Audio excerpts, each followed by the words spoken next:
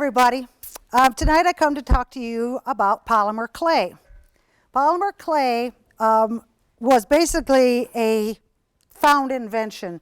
The gentleman who was a chemist who came up with PVC pipe brought home some raw clay, is basically what it is, and gave it to his wife, who was very artistic, and she started modeling it and baking it and painting it. And she said, wouldn't it be nice if this came in colors? And lo and behold, an industry was born. There have been many people who've taken the clay and then made it into new formulas. Primo and Sculpey are both made by the same company. One of them is just a little bit softer in consistency than the other. And then they came along with Filmo, which is another brand. Then the English came up with Cernet, which is a different type of clay. And both of these, the Filmo and the Cernet, bake at a different temperature than these do, the Sculpey and the Primo. So if you buy clay, be aware of the temperature that it bakes at. If you buy the 275 clay, you cannot mix it with the 260 clay. One will burn and the other won't set if you try to bake them.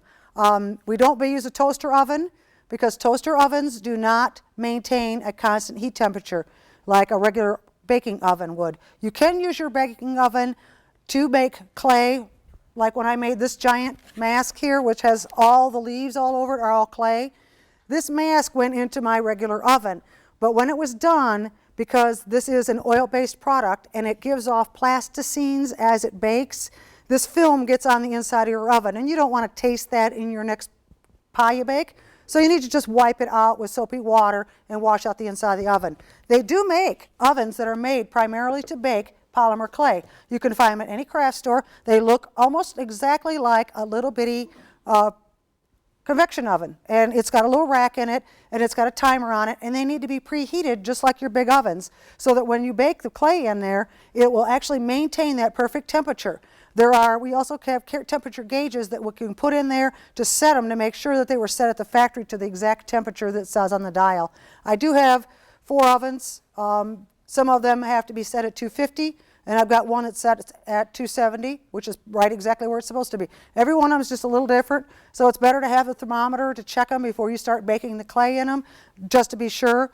When you bake small items that are very thin, like these little tiny flowers, they don't take much.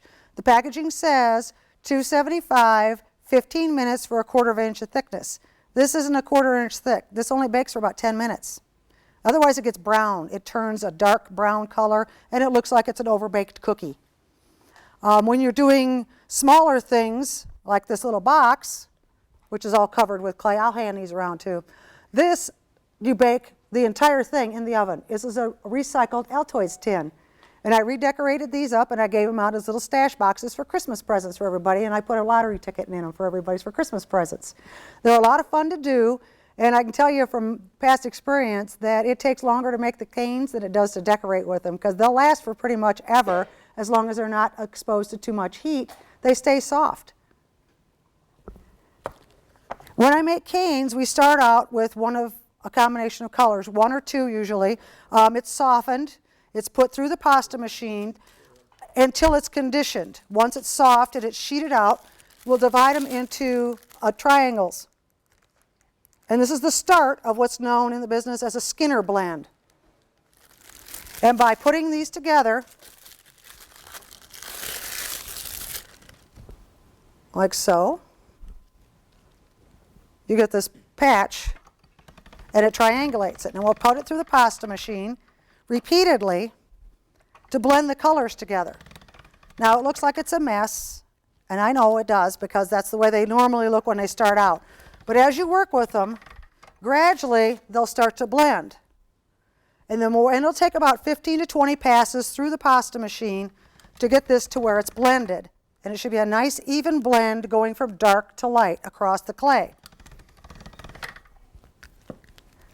And we just process these. I've been doing this about 4 years. I got a job last year with a woman who started a polymer clay business doing jewelry. And I now make her canes for her, so I'm her head designer. Once this is nicely blended, as you can see, the colors are very smooth. The transition is very even all the way across the clay. We're going to make one more fold, and then we'll pass it through this way, so that the color is the dark and the light gets extended all the way out, and you've got one long strip. Now from this, we roll it up and we make what's called a bullseye. This is, you can put it dark in the center or light in the center depending on where you want the clay to be and what you're going to do with it. Now I have one of each of these because I'm going to put all this together in a process known as making the cane, but we're going to make what's called a Skinner blend on this, and then we're going to divide them up by taking this little knife here. It's razored on one side. It's like a tissue blade. It's very thin, very flexible. It works really well for clay. But the thing is, you got to be careful when you pick these up because if you don't know what side's beveled on it, I have cut myself on these suckers. They're really sharp. So we take these plugs, and we're going to cut them into fourths. And then we're going to stack them in opposite directions.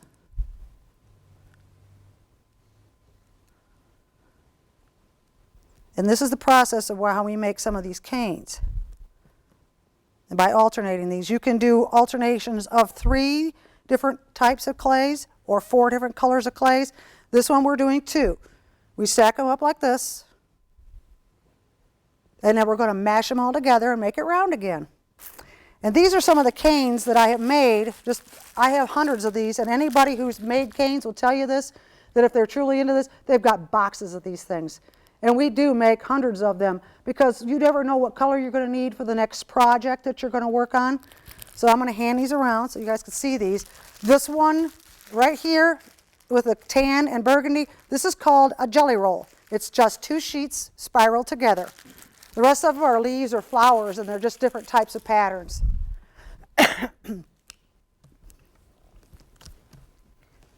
I got into this because I had seen a demonstration how to make leaves, but she didn't explain exactly how it was done. She showed the clay, she explained about the clay, and then she just had the leaf done, and then she made the slices and applied them to the little boxes. And I said, well, that's real nice, but still don't know how to do it. So I ended up taking a 4-hour class. She taught me how to make it, and I was hooked. I've been playing with clay ever since. I like the tactile piece of it. It's fun to do. It takes a lot of hand strength to reduce these, but it's worth it because when they're real put together, they turn out so pretty. And sometimes the colors that you don't expect to go together really turn out well. Well, I'm going to show you. They all start out as either rounds or triangles. And this one's going to end up starting as a triangle. It's good for your hands. It actually is. I don't have any problem with working on clay because I find it's a lot of fun to do. And as long as it's warmed up and it's conditioned well, it's very malleable. And it doesn't take long to work clay. As long as you're keeping the shape consistent, it doesn't take much to do. And if you take like the leaf canes, these are 2 little egg gourds that I've covered with, they take about 50 to 75 slices on a cane. And a cane can be anywhere from a foot to 6 feet long, depending on the diameter. You can make them from 2 or 3 of these little 2-ounce bricks, half of this, or you can make them with pounds. And then you're working with clay that's this big around, and then you have to reduce it down to make it into these rods. These have been baked, and then they're glazed, and they look like pine cones. People tell me that all the time that they look like little pine cones. They're fun and easy to make. They make great Christmas presents, and I sell them for about $10. They go like hotcakes. People really like them. I find, though, that anything I make that's green don't go on Christmas trees. I can't see it. So stay away from the green ones. There are 2 books up here, both by Mrs. Dewey, and these are probably the 2 of the best books I have ever found on polymer clay. I just ordered a new one on the Masters of Polymer Clay, but that's just brand new out at Amazon. This woman shows you how to make armatures, how to pack tinfoil around your wire armatures so that you get basic shapes. She goes into musculature and how to texture the clay. And I know a lot of the wood carvers who do some of the real high-end stuff will sculpt in clay first then tear it apart, and then work it in wood. They can add and subtract the clay as they need to so that they have a good representation. Feel free to come up and look at these at any time. The figurine book, she even goes in the back here. She has pieces on different ethnic groups, legs, bodies, anything like that that you'd be interested in. How to age faces from infants all the way up to generic people who just are of different ethnic backgrounds and different hairstyles, body types. It's a fascinating study on here. And then, of course, I'm all into the animals, and I had to have the one on a due to the critters. There are other books up here. There's a basic polymer clay technique book, and she goes into different types and styles of techniques that you can use when you're working with polymer clay. And there's another one up here just says simple projects in it that's used mainly with sheet work, and you don't have to have a pasta machine. You can roll this out by hand and make these clays by hand. It just takes about 5 times as long to do it because you're constantly using a rolling pin or what they call as a brayer. It's an acrylic tube to make this. This is great, but when you're doing them like I do for a living, I have an electric pasta machine. It takes about an hour to make one of these at the shop because I go through clay in the pounds, and I end up with clay canes that are this big around, and then I have to reduce them down because we make hundreds and hundreds of beads out of them. And by putting it in this shape, it gets prepared, and we'll cut this apart once it gets to a certain length, and then we'll put it back together, and then we'll squish it down again and make another part of it. Question. Yeah. What do you do with these? What do I do with the canes? Yes. I use them to decorate little boxes, to make jewelry out of them. This is a part of a flower that I make that goes on a flower necklace or an earring. You can make the little egg gourds that are coming around. There's all kinds of things to do. I'll hand this out so you guys can see these. Yeah, it's basically you take that little rod of clay with the pattern built into the end of it. You take a razor blade and you take it and you slice it thinly. Excuse me. Polymer clay comes in, I don't know, 75 different colors. They can be blended or mixed together. Like I said, most of the clay I deal with is Sculpey or Primo because it's a 275 baked clay. It's been around the longest. It has the most variety of colors. Miss Cato is an Asian woman who has her own line of Cato clay out now, which is also a 260 clay. It bakes at a different temperature. Once you've been playing with clay for a while, you'll get to know which ones you like. And I recommend that people try them, different brands. You just have to remember to keep them separated because you can't mix the two together. That's the biggest thing about it. Yes? On this here tin box, how is this adhered to here? Does it, just by baking, it sticks to it? Yeah, there is also Sculpey Bake. It's a liquid adhesive that will not dry until it's baked. And it makes a permanent bond from piece to piece, so you don't have to squish them on there. So if I'm going to do Santa eyes on a piece, I will sculpt the face, push my thumbs in where the eyes are going to go, cut out the holes where the eyeballs are going to go. I pre-bake the eyeballs because I find that if I leave them soft and once I put the lids on, I squish them. So by pre-baking those little round white beads, they're perfect, and I can put a little drop of that Sculpey adhesive in there, put the little eyeballs in, sculpt the lids, upper and lower lids on it, bake it, and then the eyeball is stuck in there permanently, and it's still nice and round and firm. And rebaking it again? You can bake the clay over and over again. As long as it's not sealed with a sealer on the outside of it, you can continue to bake it. No, once it's baked, it will not break anymore because the plasticines that make it soft have leached out. That's what there's an odor to it when it bakes. I have run across an individual who is actually allergic to polymer clay, not only the touch of it, but also the smell of it baking. I have a gal who's working for me, we found out recently, is allergic to turquoise color, so she has to wear gloves when she's dealing with anything that's done in blue. Once it's baked, she has no problem with it. She can handle the beads, she can make the jewelry, but when it's in its raw form, because of the oil in here, she has an issue with it.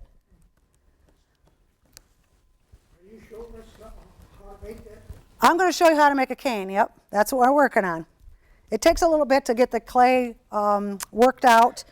Like I said, it usually takes about an hour for me to make a single cane.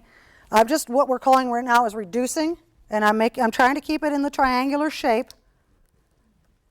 And we're just stretching it and pulling on it and pinching it to get it down so that it'll stretch out. Once it gets to about 14 inches long is where I normally work them, because I'm going to lose, we have gunk on bad parts on the ends. They get collapsed in on themselves. They don't hold the colors true to form. So we usually end up with a lot of scrap. The scrap we don't throw away. We save that for other things. We can mix it together, make other types of clay out of it, or use it as a covering for like an animal body that we're going to paint. The biggest thing that I saw was that you can make your own bird feet. If you're doing bird sculptures, you can make your own feet out of this. And the beauty of polymer clay is once it's baked, you can carve it with power tools, you can cut it with knives, and you can sand it and paint it and then seal it up. So you have a lot of versatility with this. So if there's, like bird's eyes that you like and they're too expensive to buy, you can make your own out of polymer clay and bake them yourself. There's no need to spend a lot of money. You can buy clear fingernail polish at the dollar store to give you that eyeball effect on the top with that clear glaze on there. Okay, now this is about as long as I want it. Question? Yes? What the base, What is the base shape under there? yeah, It's called an egg gourd. this what? An egg gourd. Yep. Farmers Market. Yeah, there's places on the internet that you can buy them. You can buy, I'm sure that if you checked out on eBay, there's usually somebody selling a few of them on eBay. It's just one of the 33 varieties of gourds. They're very prolific. Last year, one of my friends had 3 plants, and she got over 150 eggs off of those 3 little plants. It takes about 6 months for them to dry, but they're really cool. You take a gourd and you decorate it with this clay. Yep. All right, now you can see we cut this. We cut the triangles. And they're in the colors that we developed. Now we're going to put them together.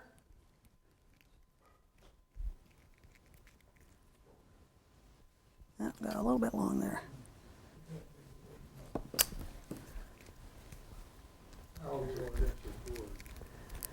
Yeah, I like wood. It's real nice, but I play with gourds.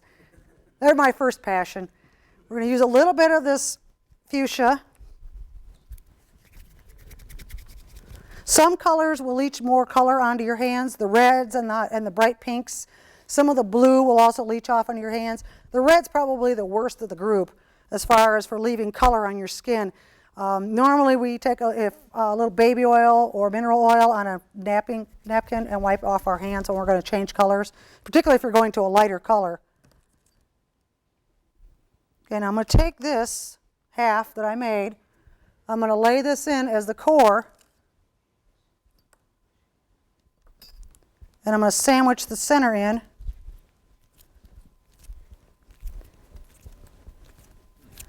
And then from here, we're going to reduce this down into a long rod, which we call a cane.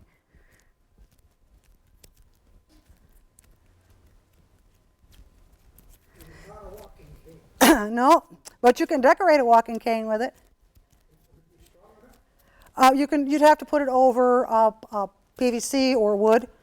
If you did a whole cane, it would have to have an oven big enough to bake it, or you'd have to make it in 2 pieces where it would screw together so you could bake the original rod. And then I would still suggest probably putting some kind of a wire reinforcement in the center of it. When we reduce clay from a cane, we don't roll, because by rolling it, you distort the inside. One hand always goes faster than the other, so we choke them. And that's all we're going to do is just choke this down to reduce this, to get it smaller so that it's usable. Now these on this guy were very large, and I left them that way so that they were very visible. And as you can see in the little boxes and the pieces I've sent around, you can make them very, very small. If you type in polymer clay on eBay, you'll get, 30, 40,000 hits. Most of these canes are made for fingernail decorations. They slice them very thin and they apply them to ladies' fingernails for decorations. They're usually about a 4-inch piece of clay, and they'll run anywhere between $3 and $8, depending on how elaborate it is. Some of them are absolutely gorgeous. And it's amazing the color combinations that they get out of these things. Now we get this down to a certain size that we want. Usually I don't let these go any longer than about a foot because it gets too long to handle. Then we're going to roll cut this by sliding it back and forth. And I'm going to smooth this out just a bit to get the round shape back to it.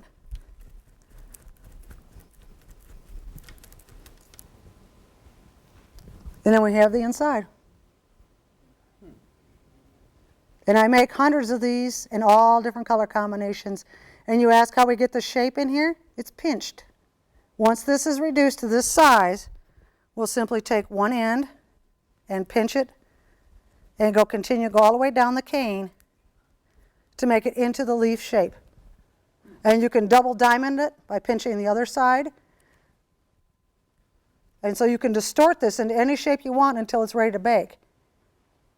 And then if you get canes of this, like the bundles that I've got, you don't particularly care for them, you've got little tiny pieces left over, you can do what's called a kaleidoscope and combine several different canes all together into one of these, and then there's just hundreds of little tiny canes inside of there by reducing it down. And you can keep reducing this down until it's as small as you want it. 1/4 of an inch, 1/8 of an inch, 1/16 of an inch. It doesn't really matter. And then and I usually wrap them in wax paper to keep them separated because this will stick to each other when just by normal association, and it will bond. And when you take them apart, they'll break. So I always have a waxed handy wax or wax paper to wrap them in to keep the bowls separated. You see the canes that I've sent around, they're all wrapped in wax paper to keep them separate, so that when I use these, I have them usually in 3 or 4 different sizes. It allows me a variety of sizes to use for different size projects. If I want to make buttons, I'll leave it this size, and then you can drill it before or after it's baked. It doesn't really matter. I prefer to do them before because then I can make sure that the push parts, because there's usually a little bit of clay that comes through when you push them. You can use a needle or knitting needle or a sewing needle depending on what size holes you want to sew with, and then I can smooth those holes out before I bake them. You can drill them. I put them on the drill press and drilled them. If you want to make a pendant, you can actually stick a wire in here to make a pendant out of it before it's baked. You can make 2 slabs and put the wires in between and just apply the Sculpey glue to it and bake them, and they don't even have to press them together. The glue will bond them. I have literally left the glue in place on clay for a night just to see if it would dry. It doesn't. It just stays wet and icky. When you bake it, it's solid, it's clear, it disappears, you never even see it, but the clay is bonded just like it was just all made together in one piece. Now that box is not glazed. Normally I will put a glaze on there of like triple thick, the liquid plastic that you can buy, because it's very heavy and it fills out the dents and the differences between the height of the clay. Some clay artists who are very proficient at this can slice clay so thin that it's almost sheeted. It's almost so thin it's sheeted. I can do it if I have frozen the cane first. I'm just not that steady at getting that. I keep telling them I want a little bitty meat slicer from Micromark, the little miniature tool people. Make me a little meat slicer. I can come through there and just slice them off as thick as I want them. And it would just be perfect for us people who have to do this for a living. So I'm hoping somebody someday will come up with this. I don't know. Anybody else got any questions? It's the Sculpey glue that bonds the cane to the egg. Um, One in the baking process? You can use that. Some pieces I have just put a simple coat of glue over the top of the gourd, or a paint, if it, like this piece was stained, you can put a light coat of Elmer's glue on, let it dry, and that will help with the adhesion, because I knew I was going to varnish this piece. So by varnishing it, I know that the canes are going to stay on there. And because of the size, I also knew I was going to have to bake it in my regular oven. I have baked some very large pieces and some very small pieces.